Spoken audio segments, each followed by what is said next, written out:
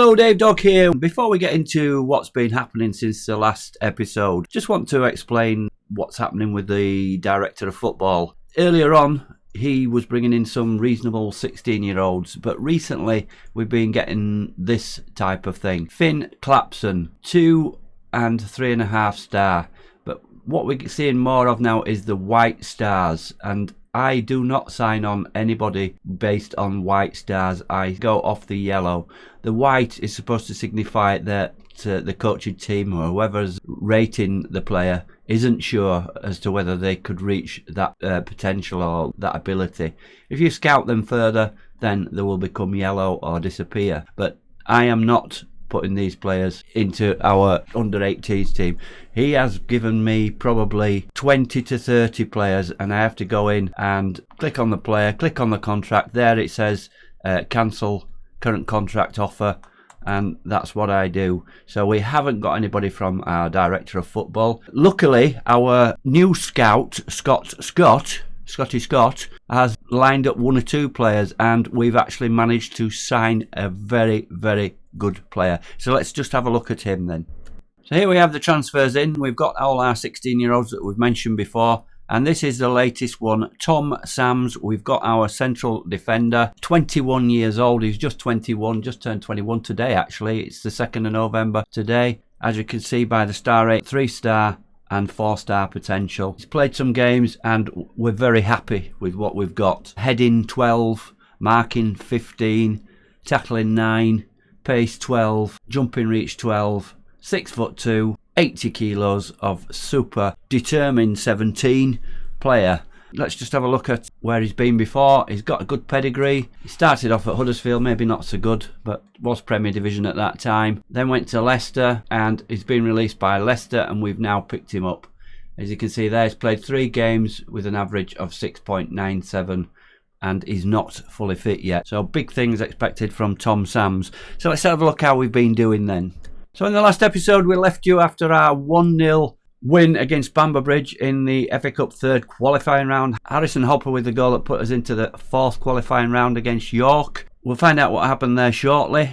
We then went to Leamington. Let's see the goal in that one. Fielding with the free kick. Lund rises at the far post there, and a set piece goal gave us the 3 points. And then we're at home to Curzon Ashton, where we were, for the first time in the league, favourites for the match at 11-10. That was a turn up for the books. Curzon Ashton again, there near the bottom, and we really should have won the game, but ended up with a point apiece, 2-2. Got off to a good start. Jacob Blythe with a penalty in the 2nd minute. They quickly equalised through Josh Hancock after 9 minutes, and then they took the lead. Tom Pears, 50 minutes, but we got back on level terms. Again, Blythe with his 2nd. He had a good game in this one, 8.7, our man of the match. 1 or 2 poor performances, but overall I think a draw was the fair result. So moving on from that, we drew York in the 4th qualifying round. We played away at their ground, a massive crowd for us to play in front of, a 2,503, and Blythe was again on the score sheet as we drew 1-1. So let's watch the highlights of this. I did promise you the highlights for this game. And here we are. Free kick from York, headed out there by Havern, and defending stoutly, and just wide there from Mafuta for York. 5th minute of the game. GSK, long kick. We're still following on from that highlight.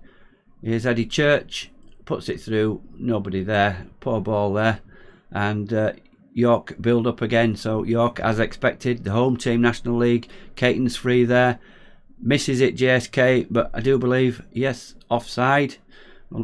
So York really came out all guns blazing, but we're into the 38th minute now. A Dunstan, Church, very tricky on the right. As you can see, he's already picked up a yellow card. Lund, long ball through, and Blythe gets onto that one, goes round the keeper and puts us 1-0 up in the 39th minute.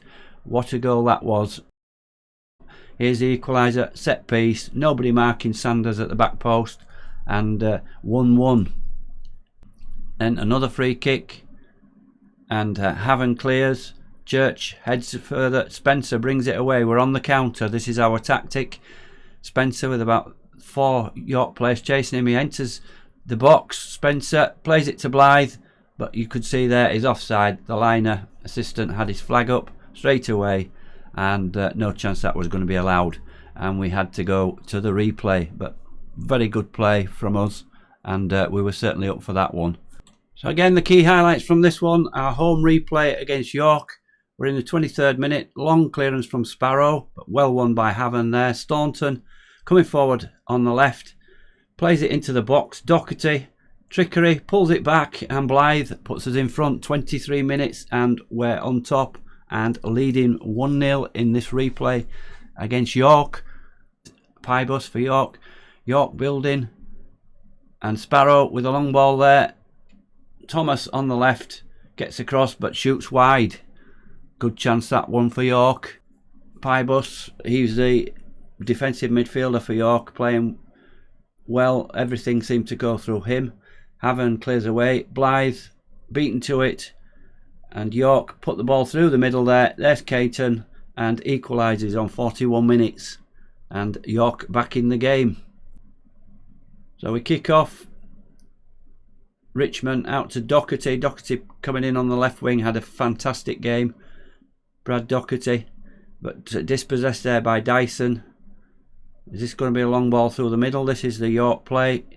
Looking for Caton up front, but Spencer clears that one up.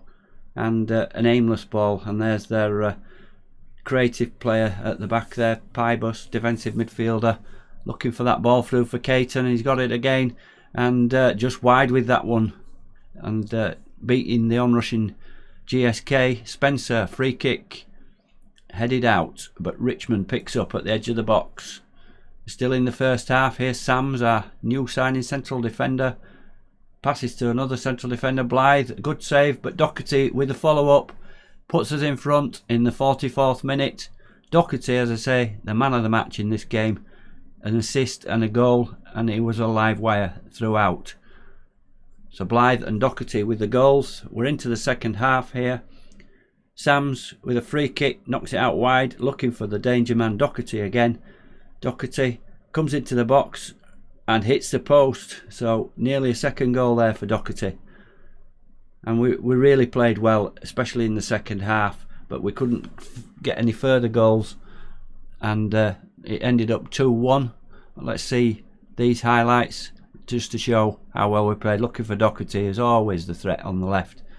Doherty crosses in, Blythe, and should have scored there, but a save by the keeper. Don't know how he managed that. He should have buried that one.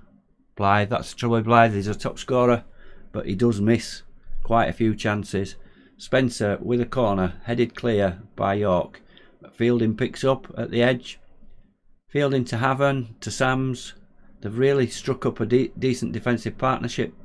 Have Sams and Lund, and Haven and Sams. It gives me chance to rotate there instead of Haven and Lund playing all the time, and they don't seem to have the stamina to play these 2 games a week.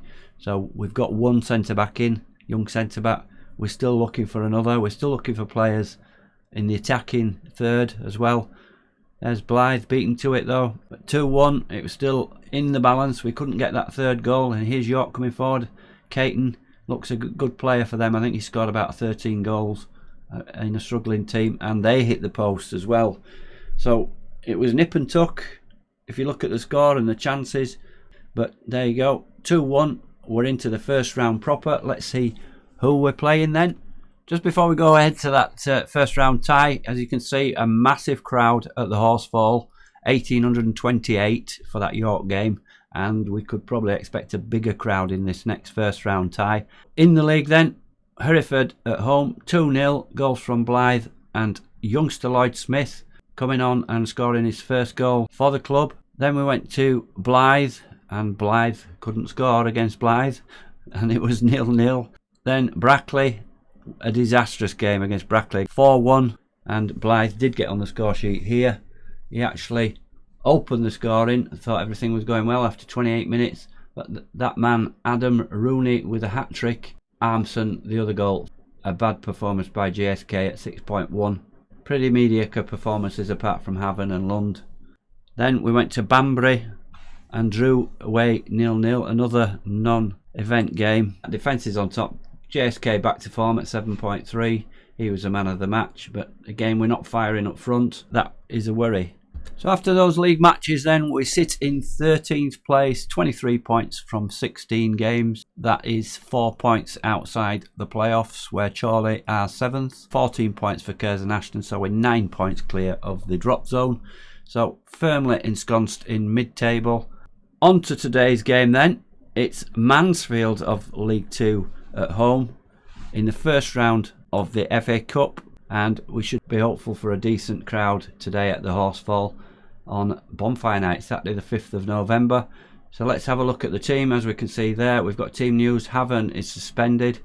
4 changes to the side that played in the last league game. Dunstan comes in at right fullback in place of George Eze. Fielding comes in to bolster the 3-man defensive midfield in front of the back 4, and he replaces Nowakowski. And the surprise selection up front is 17-year-old David Hamed, who scored 10 goals in 17 games in the under-18s, and he's going to get the chance today to play up front as a poacher. The other change sees Will Longbottom coming in on the left-hand side to replace Brad Doherty. The reason for some of these changes is, as we can see, in the physical condition of some of the players. Nowakowski is not fully fit. Doherty is not fully fit. We've usually rested Blythe in the FA Cup ties, and I want to give Ahmed a chance. I know he's young at 17, scoring for fun in the under-18s, and I want to see if he can make the step up. He's 2-star at the moment, but 5-star potential ability. We've got 9 subs on the bench today. It goes up to 9 for the first round of the FA Cup. And on the bench then, we've got young Liam Hall, the backup goalkeeper. He's 17 years old. Nowakowski, our experienced utility man. And another youngster on the bench for the first time, 16-year-old Kieran McLaughlin, 2.5-star already. Eze drops to the bench. Alex Simpson, classed as a striker, down as an attacking midfielder, and I'm retraining him as a central attacking midfielder. He's 3-star already. He's been called up to the Scottish under-18 squad, so a good accolade for him. Brad Doherty, as I mentioned, low in condition. Ollie Johnson, just news on him. He's handed in a transfer request. He wanted more time. He's classed as a impact sub. He wasn't getting much time on in the games, moaned about it, but he is 34-year-old. We've had bids from 4 clubs at a lower level, from South Shields, FC United, Warrington and Macclesfield, so all northern clubs. We're not going to get any money for him. And the other sub is our top scorer, Jacob Blythe. He will probably come on at some point unless Hamed storms this game. So let's get into the game then, see how we can do against this league opposition in Mansfield. Here we go. Hamed kicks us off. The rain is pouring down. I just found out that it is an artificial pitch at the Horsefall, so that won't make any difference to the conditions of the rain. And that's the first highlight ended, and it's Mansfield with the ball. Mansfield 12th in League 2 and doing reasonably well mid-table like us in our division. And Nigel Clough is the manager of Mansfield. Here's a cross in, Bowery, free header, but it's over the bar, and that's the first chance of the game in the 3rd minute. We're really up against it in this one, League 2 opposition. Here's Spencer with our first corner, and it's a penalty. We've got a penalty. Push by Perch on Simon Richmond. Who's taking it? Surely not Hamed. He's not going to score, is he? Spencer takes and blasts that one into the corner, and we're 1-0 up after 8 minutes. So a shock there, and we take the lead in this pouring rain. Spencer, absolutely no chance for the keeper there, and it's 1-0 to Avenue. So this 4-3-3 formation, blocking it up in front of the defence, has done as well, apart from that game that we lost 4-1 where we really had to chase a game and change the system. But if we look at the formation there for Mansfield, they're also doing a similar thing, very blocked up in front of the defence there in the middle, and a chance for them to get back a set piece here, and over the bar, Kenworthy's coming out. He's been Sykes Kenworthy's been doing that, coming off his line and getting done sometimes. But we're getting towards half time, and Mansfield have not had a shot on target. That's what we like. We've had 2 on target, and 1-0 at the break from Jamie Spencer's penalty. Get in there, we're doing well. So we've used the old reverse psychology with the team talk at half-time. Tell them there's no pressure on any of us. They can go out and play with that freedom, since we're winning 1-0. Mitch Lund seems relaxed by that. Everybody else, no, all composed. So hopefully we can complete this job and keep this run going. As we start the second half then, Derby. Mansfield, I'm saying Derby because of Nigel Clough.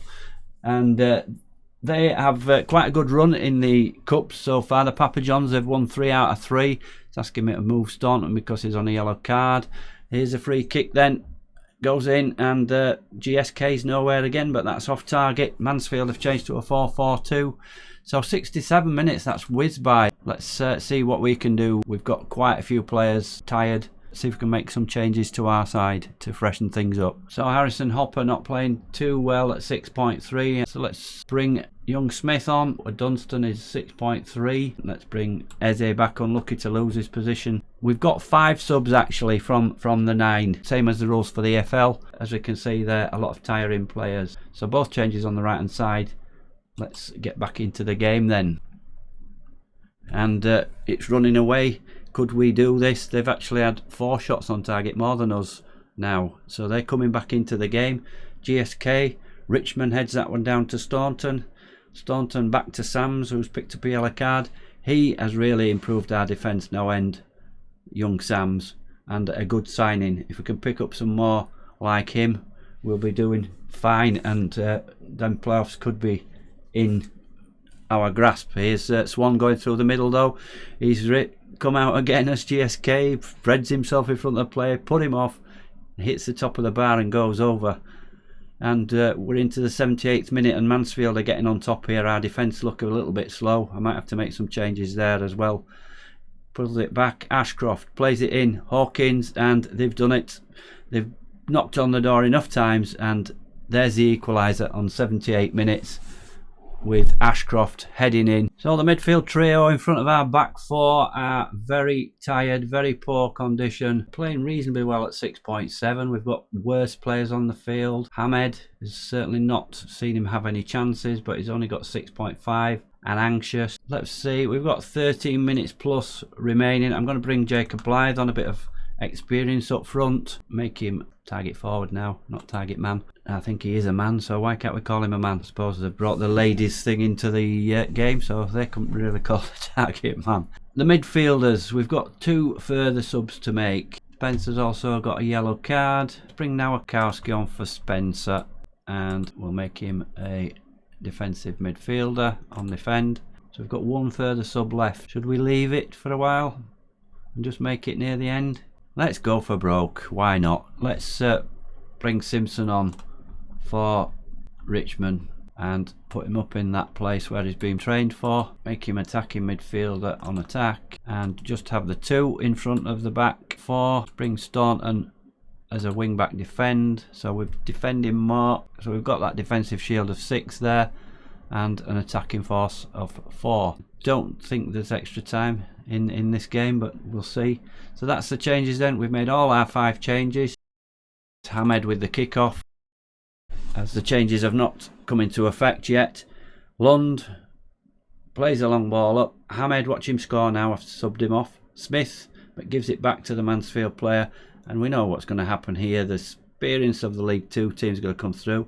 Why do we always concede goals like that? Or maybe not on this occasion, but their centre forward gets away from our centre back every time and has a free shot more or less. GSK comes out and claims that one with authority. And we're into this 79th minute. It's a long highlight is this one. What's going to happen here? Mansfield winner is it going to be before our changes come in? We may have to revise our changes if they score.